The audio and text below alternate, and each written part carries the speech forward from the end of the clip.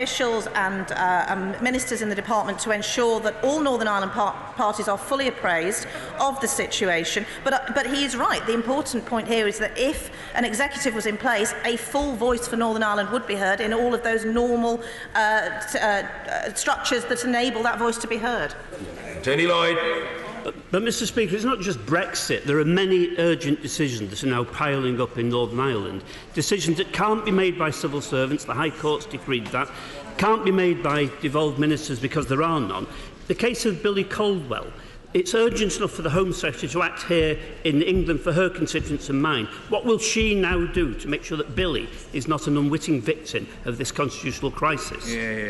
Well, Mr Speaker, the honourable gentleman is right. There are a number of matters that are pressing. I've referred already to public appointments, and I can also confirm that I will bring forward legislation before the summer recess to put the budget on a statutory footing for 2018-19.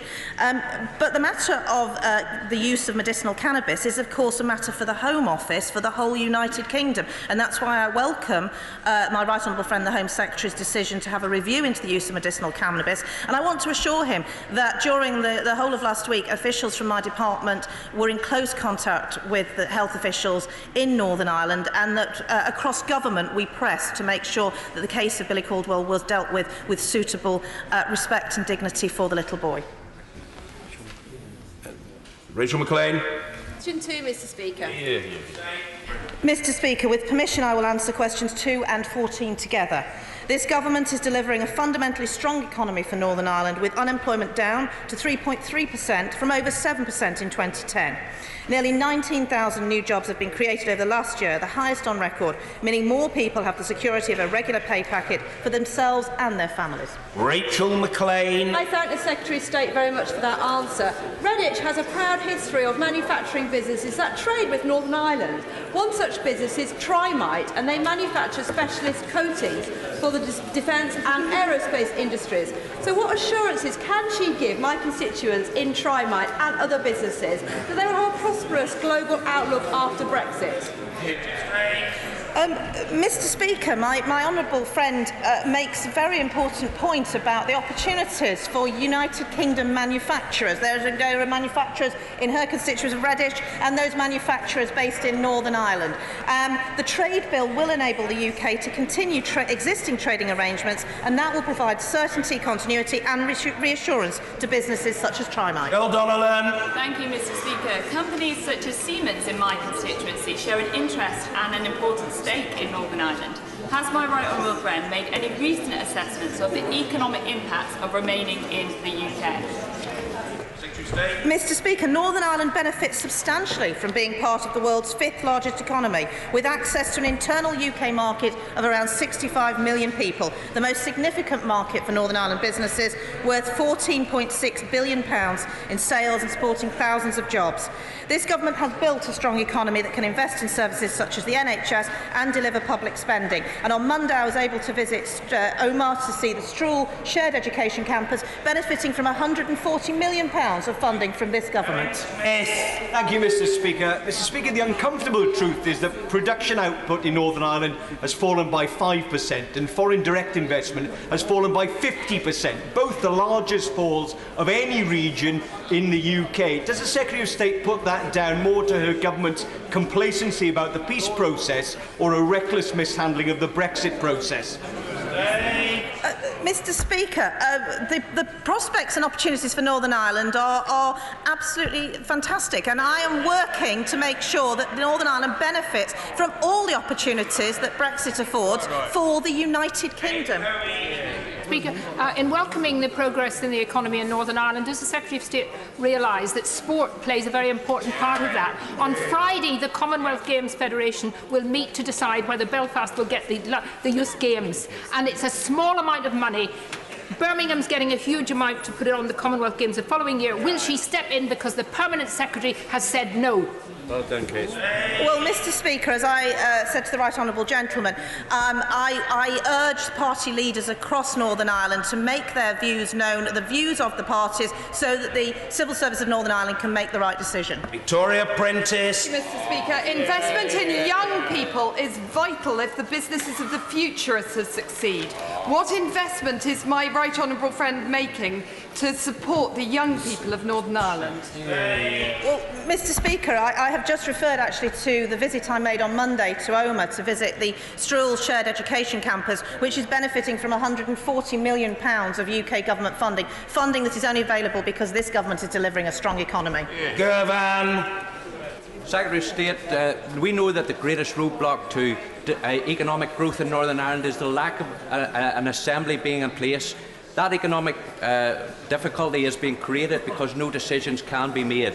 What measures are your department and you as a minister making to allow that to happen for us to go forward? Well, Mr Speaker, the honourable gentleman will know that there is an appeal against the Buick judgment, which is, I think, probably what the honourable gentleman is referring to, which will be heard on Monday. We will await the outcome of that appeal, but this government stands ready to take whatever decisions are necessary. Mrs Theresa Villiers. The economy really would be damaged if planning decisions can't be made. Can I urge the Secretary of State to take swift action to ensure that planning decisions can be made by civil servants in the executive if this is necessary?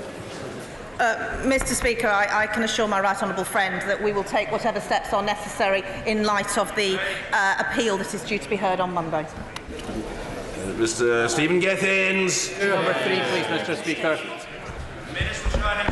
Thank you, Mr Speaker. Clause 43 of the December joint report makes it absolutely clear that there will be no physical infrastructure or related checks and controls on the border. As for the use of technology, the honourable gentleman will be aware that the details of a potential solution have yet to be worked out. Stephen? Thank the Minister for his response. The Minister will be aware that the government's own assessment shows the economy being damaged by the government's plans, and the least worst option is staying in the customs union and the single market. Is that the case, or does the Minister have alternative economic advice that he can maybe publish? Mr Speaker, I don't accept the honourable gentleman's analysis. The fact is that the Northern Ireland economy is doing very well with the lowest unemployment rate in the country, and exports are increasing. As far as the single currency and the customs union are concerned, let me be absolutely clear. The people of the United Kingdom collectively voted to leave the EU, and that includes the customs union and the single market. Mr Philip Holloway. Does the Minister agree with me that there would be absolutely no need for any kind of border infrastructure at all if the UK and the EU can agree what everybody wants, a comprehensive free trade agreement? My honourable friend, Mr Speaker, is absolutely correct. What we need to do is to ensure that with the European Union we have a comprehensive economic agreement in terms of the future way forward. But yes, that is possible, and I very much hope that all parties will work towards it. Lady Herman. Thank you very much indeed, Mr Speaker. In recent discussions with the political parties in Northern Ireland, was the issue of the European arrest warrant raised? And will the Secretary of State come to this House and make a statement on the serious implications to the police service of Northern Ireland if the availability of the European arrest warrant were closed down to the Chief Constable? Shame on the order. Yes, indeed. I'm grateful for that nod from a sedentary position, which is very reassuring. Minister. Thank you, Mr Speaker. Well, I can assure the honourable lady that my right honourable friend, the Secretary of State, actually spoke with the Chief Constable this morning about the European arrest warrant. And what we very much hope to do is to have, as the Prime Minister has suggested, a UK-EU security treaty, which will be all-embracing, and that will be a bespoke treaty. Because as Jeremy Fleming, the GCHQ director, said this morning, it is important to recognise that there have been, in the past year, 4 European countries which have benefited directly from our intelligence. Mr Speaker, with regards to the border, throughout Operation Banner and the troubles in Northern Ireland, the military and the police desperately tried to get a hard border between the north and the south. We would blow up cross points, and the following morning they will be open again. With the ANPR that we have now, there should be no hard border, and actually I can't see how it could be possibly done. Mr Speaker, one of the dividends of the Belfast Agreement is that we no longer have physical checks on the border along with security installations. Question 4, sir. Mr Speaker, the threat from Northern Ireland-related terrorism continues to be severe in Northern Ireland, meaning attack is highly likely. The Government provided PSNI with £230 million between 2010 and 2016, and we are providing a further £160 million in this Parliament. Our response to terrorism and paramilitary activity is coordinated, effective and fully resourced. Mr Speaker, I welcome what my right honourable friend says, but how is it right that loyal octogenarian veterans are now having to look over their shoulders as a result of spurious and vexatious complaints that have already been cleared of? Isn't it time for a statute of limitations to back our servicemen and women? Mr Speaker, my honourable friend is a doughty campaigner on this matter for his constituents, and I'm sure he will agree with me that the current mechanisms for investigating the past are not delivering for neither victims nor veterans. Right now, too many cases are not being investigated, including hundreds of murders by terrorists. Glad the honourable gentleman for East Antrim has overcome his natural shyness and self-effacement. It's not beyond the wit of the chair to call two members of the DUP on the same question, and I hope he's heartened by that declaration. Mr Sammy Wilson. Thank you. The Chief Constable in Northern Ireland has expressed some concerns about cross-border security in today's Belfast Telegraph. Can the Secretary of State give us some assurance as to what discussions she has had with the Irish Government to allay the concerns which the Chief Constable has raised? Mr Speaker, as my honourable friend has already said, I've had conversations, including just morning, with the Chief Constable about matters, and I also discussed these matters with the Irish Republic and other politicians there. Speaker, some of those responsible for ensuring the peace in Northern Ireland during the days of the Troubles are now being summoned again to court. Many of these individuals are suffering from all kinds of post-traumatic stress disorders and are terrified about going back to Northern Ireland. Will my right honourable friend ensure that anyone being called back to court will be wrapped around with a package that makes them feel safe and secure? My right honourable friend, who again served in the Northern Ireland office, knows a great deal about this matter. He is right that the current situation simply isn't working. It's not working for victims, it's not working for veterans. That is why we want to deal with it. With viable devices being found as recently as the start of this month in County Down, can the Secretary of State outline what discussions she's had with the Chief Constable to ensure there are sufficient resources and police officers on duty in stations throughout County Down to ensure that terrorists do not succeed? Mr Speaker, I have these discussions with the Chief Constable regarding County Down and all of the other 5 counties of Northern Ireland. Thank you very much, Mr Speaker. Further to the question from the Honourable Lady for North Down, Michel Barnier has said this week that the United Kingdom could not remain in the European arrest warrant post-Brexit. What plans does she have to meet this concern and also to address the issue of the 300 additional PSNI officers who will be vitally needed post-Brexit? Mr Speaker, I discussed this matter this morning with the Chief Constable. We need to make sure that there are arrangements in place so that the way that the arrest warrant has operated in Northern Ireland very successfully can continue. Martin Doherty-Hughes. Number 5, Mr Speaker. Thank you, Mr Speaker. There is regular engagement by the Secretary of State for exiting the European Union with the EU's chief negotiator, and my right honourable friend, the Secretary of State, hopes to have a meeting with the chief negotiator for the EU very soon. Martin Doherty-Hughes. The Minister therefore enlighten the House as to the timetable for publishing the Government's policy on the backstop for the Northern Ireland border, and as I said, with the discussions ongoing, if they'll discuss that with the chief negotiator.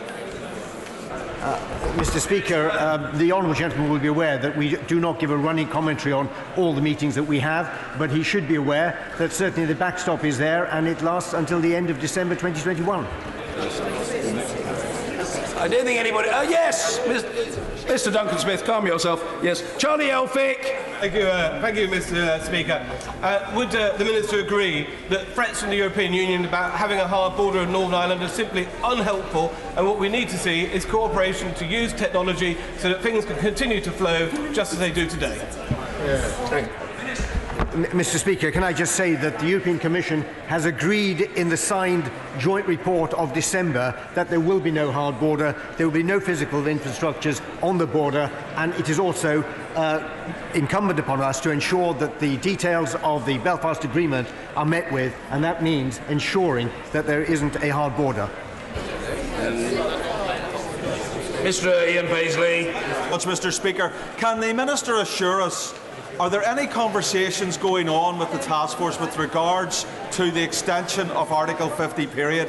And if so, will he reiterate that that would be rejected totally and out of hand? As I said to an earlier colleague, that basically we are not going to be giving an ongoing commentary in terms of all our meetings, but I can assure the honourable gentleman that we have the implementation period until the end of December 2020, and then only if it is required the backstop agreement. But that is only if it is required under specific circumstances, but no more. Hendry. Question number 6, Mr. Speaker.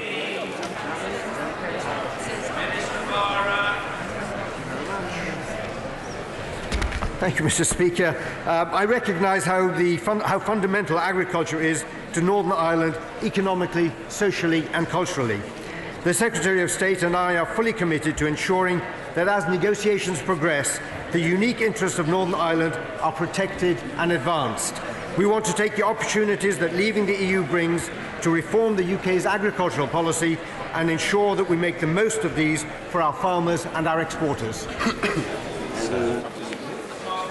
I've got my question, Mr. Speaker. I beg your pardon. Mr. Henry, let's hear it, man. Thank you.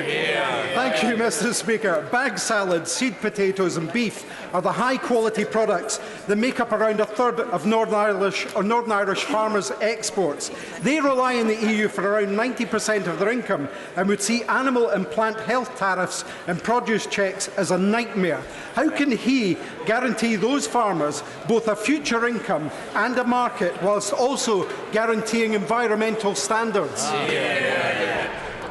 Mr. Speaker, the honourable gentleman is right. Agriculture and farming is a massive industry in Northern Ireland. There's some 49,000 people employed in the sector and some 25,000 farms. What I will say to him is through negotiations, if we can get that overall economic framework with the EU, then the tariffs that he refers to won't apply. Mark Francois, at the second time of asking, number 7, sir. Mr. Speaker, I have regular discussions with the Secretary of State for Defence about a number of issues relating to Northern Ireland. Thank you, Mr. Speaker.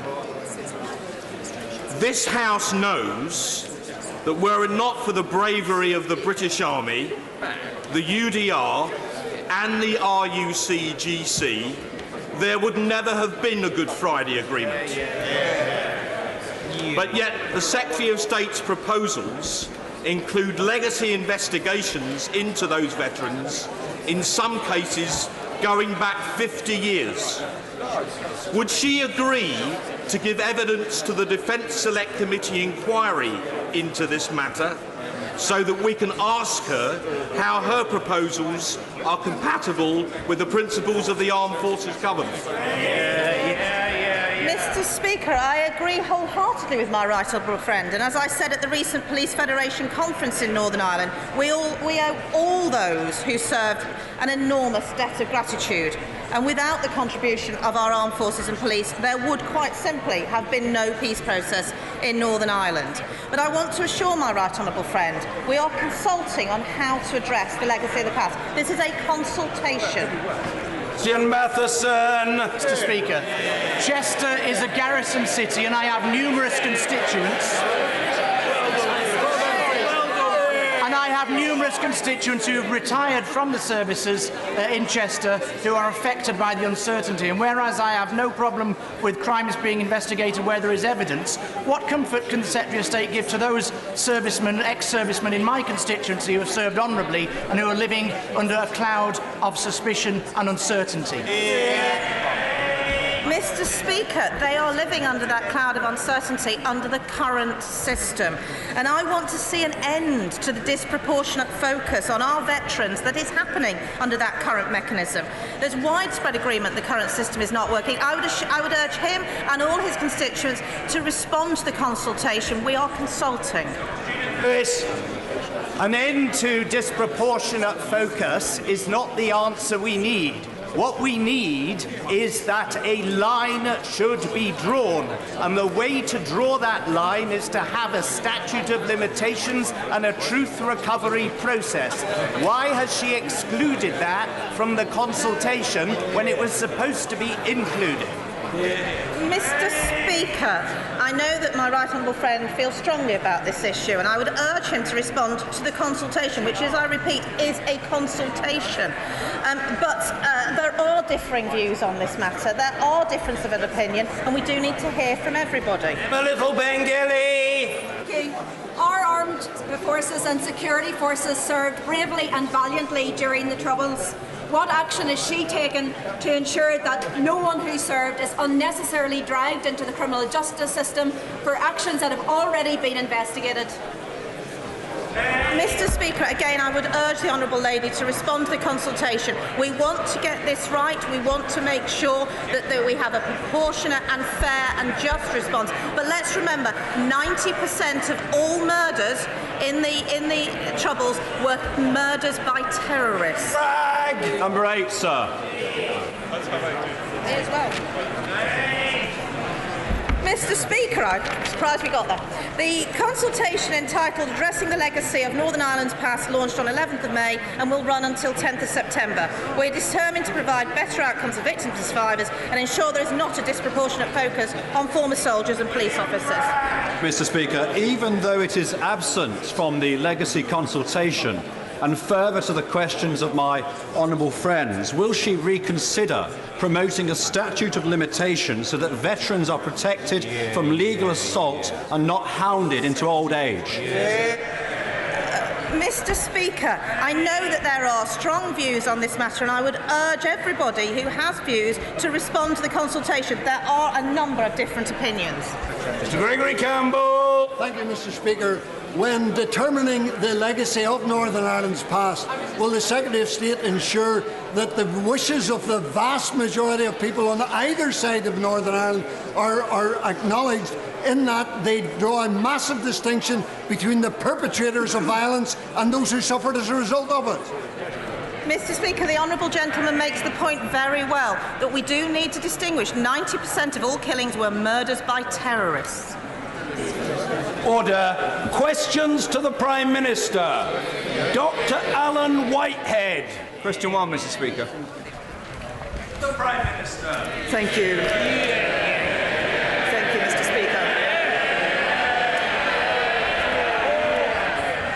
Speaker.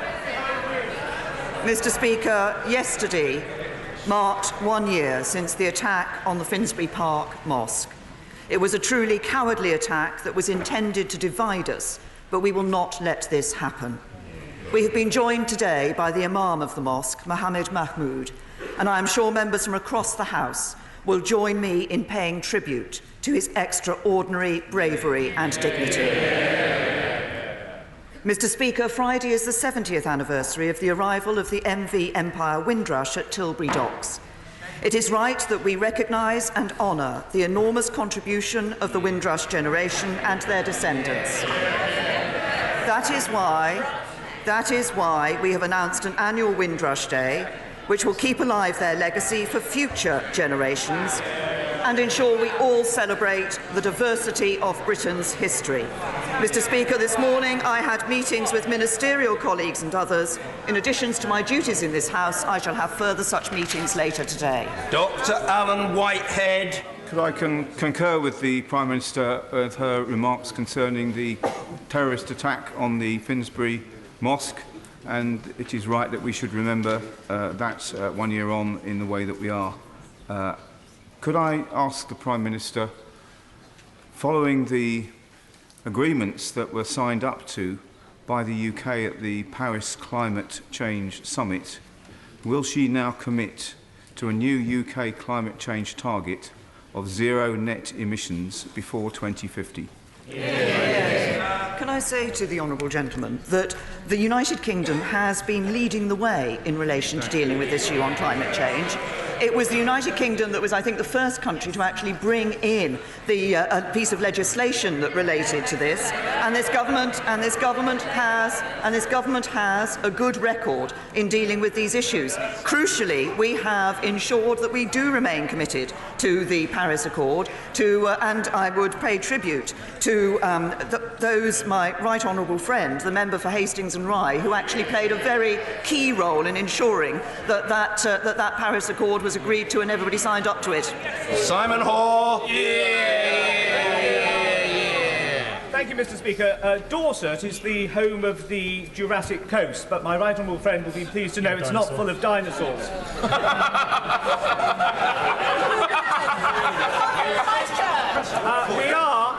We are a modern, embrace the day sort of a county.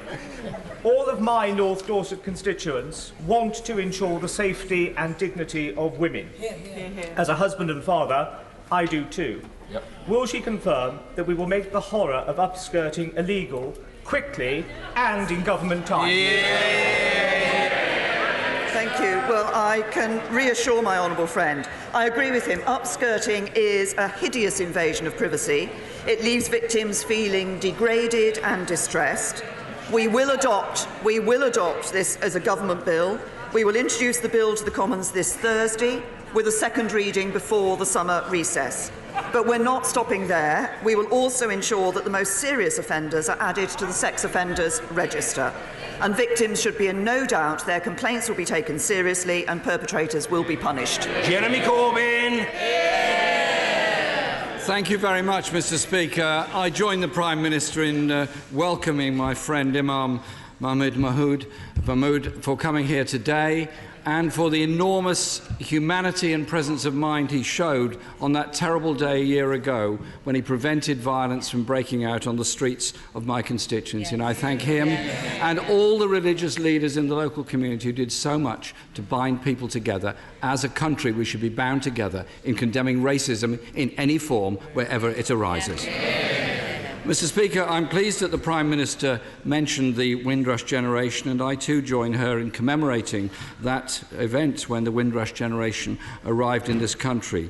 I hope the hostile environment will be put behind us and that we will take this special moment today to welcome a daughter of the Windrush generation as a new member of this House, the Member of Parliament for Lewisham East. She brings enormous experience to this House in dealing with the problems of poverty and dislocation in her borough, and she'll make a great contribution to this House. Mr. Speaker, today marks World Refugee Day, a time to reflect on the human misery of 65 million refugees displaced across the globe. There is a responsibility on all political leaders to both aid refugees and act to tackle the crises and the conflicts that are driving this vast movement of people. Mr. Speaker, the Prime Minister said that well, thank you. The Prime Minister has said extra funding for the National Health Service will come from three sources: Brexit, economic growth and the taxation system. Well, there can be no Brexit dividend before 2022. Economic growth is the slowest since 2009. So, which taxes are going up? Well, can I say to the right honourable gentleman, he mentioned a number of issues in his opening question. Can I first of all take this opportunity? Of saying that I was struck when I visited Finsbury Park Mosque after the attack by the very close work that was being done by a number of faith leaders in that community. I commend them for the work that they're doing, that they were doing then, that I know they continue to do, and that we see being done in other communities, including my own community in my constituency in Maidenhead. The right honourable gentleman ended up by asking a question on the National Health Service. So can I be very clear about this? We have set out a long-term plan for the NHS. That is securing the future for the National Health Service.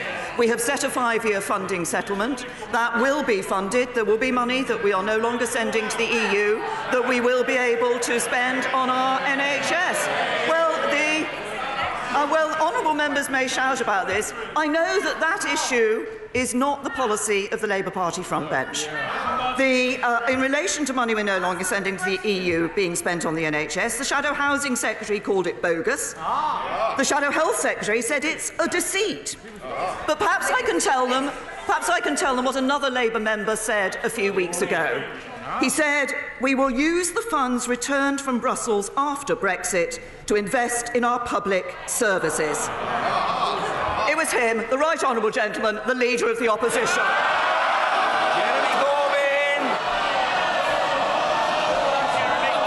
Speaker, I'm very pleased the Prime Minister's reading my speeches so closely.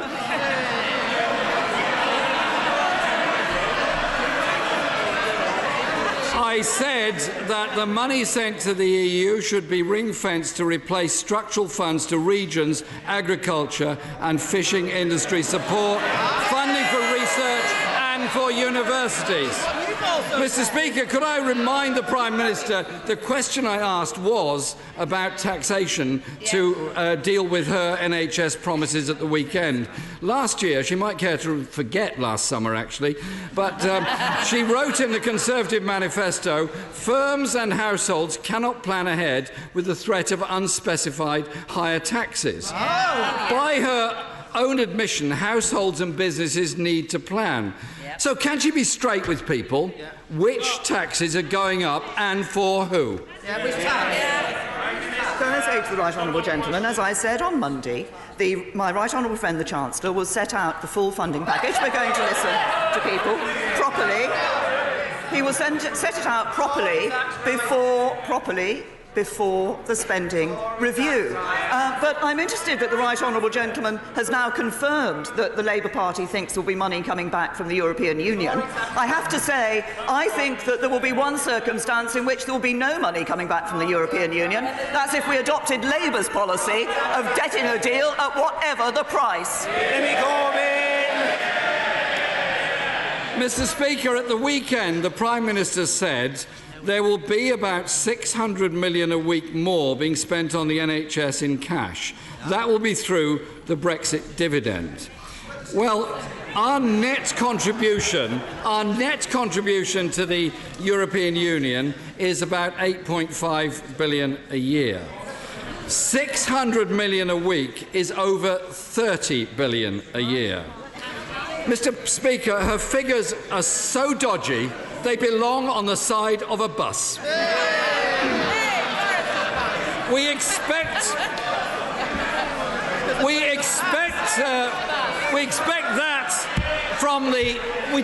that from the Foreign Secretary, but why is the Prime Minister pushing her own Mickey Mouse figures?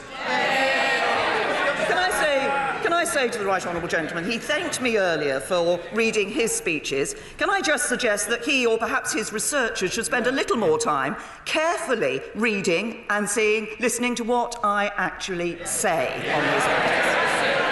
He has claimed that I said that by 2023-24 there would be 600 million more in cash terms per week being spent on the NHS from the Brexit dividend. No, I didn't say that.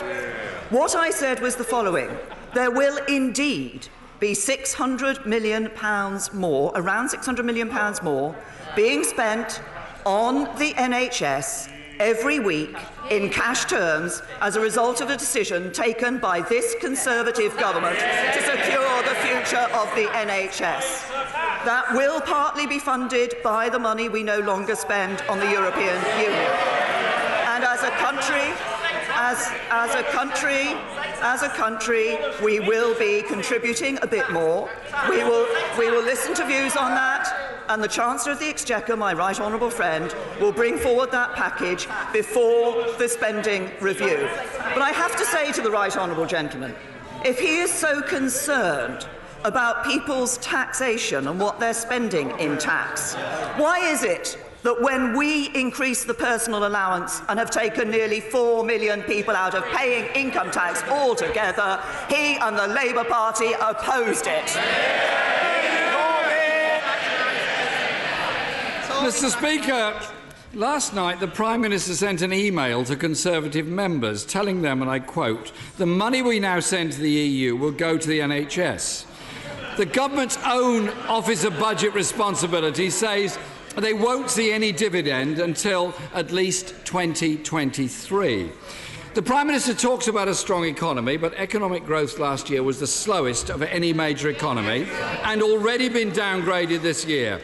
So if growth doesn't meet expectations, does that mean, this is the question, does that mean extra borrowing or higher mystery taxes? Answer the question.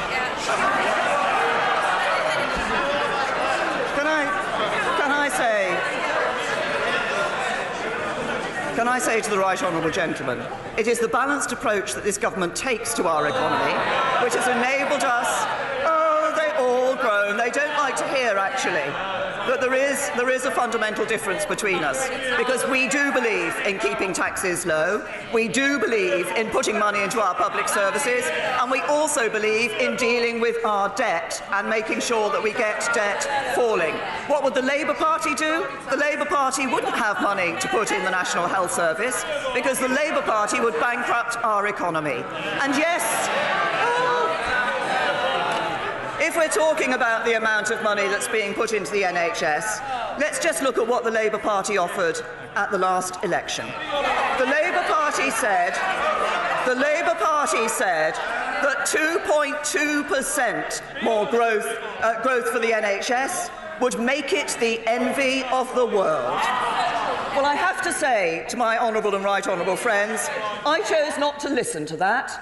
We're not putting 2.2% growth in, we're putting 3.4% growth in. Mr. Speaker, under Labour, the NHS increase would have been 5% this year. And the IFS confirmed that in this year there would be £7.7 billion more for the NHS. And what's her offer? A promise of £394 million per week, without saying where any of it is coming from, apart from these mysterious phantom taxes that the Chancellor is presumably dreaming up at this very moment. But, Mr. Speaker, there is a human element to all issues surrounding the National Health Service and public spending. Let me give you an example. Virginia wrote to me last week, and she says, my diabetic daughter has fallen down on 4 occasions in the last month. She now has both legs in plaster and is being told there isn't enough money for the NHS to give her a wheelchair. Mr. Speaker, the IFS studies say the NHS needs 3.3% just to maintain current provision, which I remind her are at crisis levels. Does she think standing still is good enough for Virginia or anybody else that's waiting for the treatment they need and deserve? No, that's why we're putting in extra money to ensure that we see improved care in the NHS. But can I just remind him what the Chief Executive of NHS England, Simon Stevens, has said